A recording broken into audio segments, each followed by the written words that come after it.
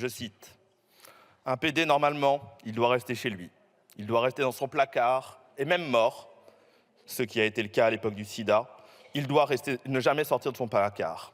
C'était très difficile. On était taxés de malades mentaux, donc on devait faire face à la police, aux rafles policières et aux casseurs de PD. » Ces paroles sont celles de Michel Chomara, victime de cette homophobie d'État, icône lyonnaise, militant de la mémoire, que j'ai eu l'honneur et le plaisir de rencontrer la semaine dernière. C'était juste injuste et infâme. Mais cette première injustice a été réparée par la lutte des homosexuels eux-mêmes, les militants du Front homosexuel d'action révolutionnaire, de l'association Choisir, des groupes homosexuels de libération, une lutte traduite par la loi par Raymond Fourny, portée par Gisèle Halimi et portée par Robert Badinter.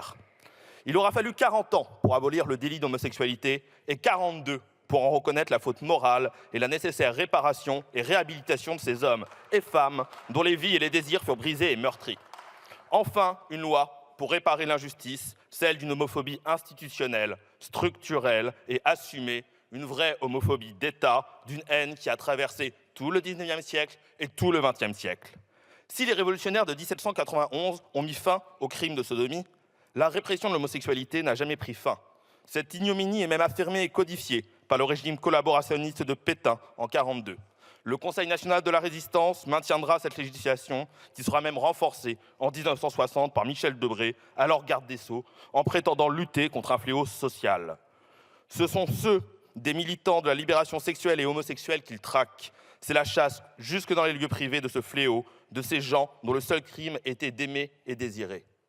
Cette répression pénale est également suivie par une mise au blanc de la société, car le fonctionnaire se devait d'être moralement irréprochable. Le ou la locataire devait gérer son logement en bon père ou mère de famille.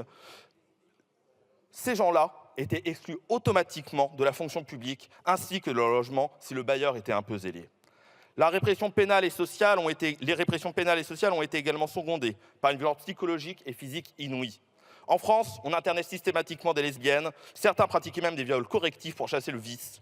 On électrocutait les homosexuels, espérant que le choc les remettrait dans le droit chemin, sans oublier toutes les bondieuseries et les violences générées par les fanatiques de toutes les chapelles.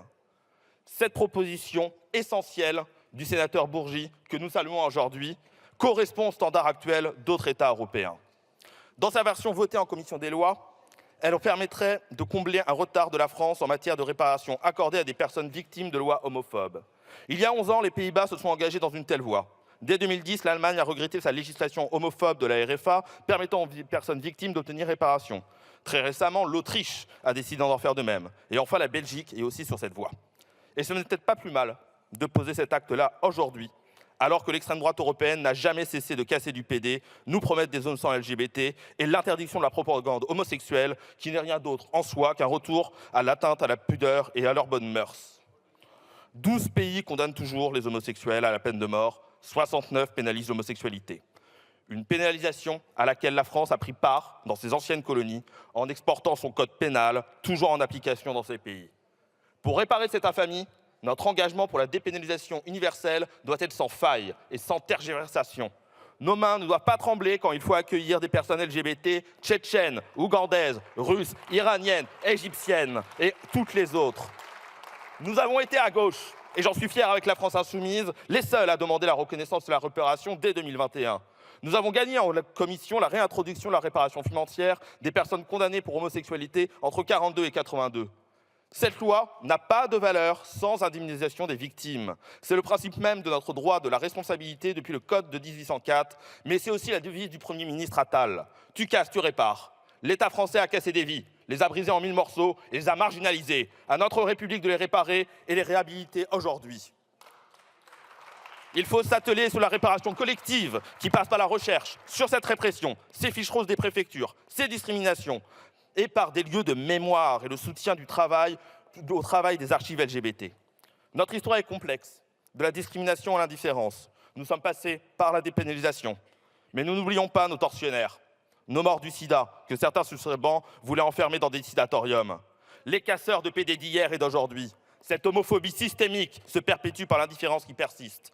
Ce soir, avec ce texte, les homophobes subissent une défaite. Travailler sur notre histoire nous vaccine et nous évite de la revivre. Et je finis avec ces mots de Michel Chomara.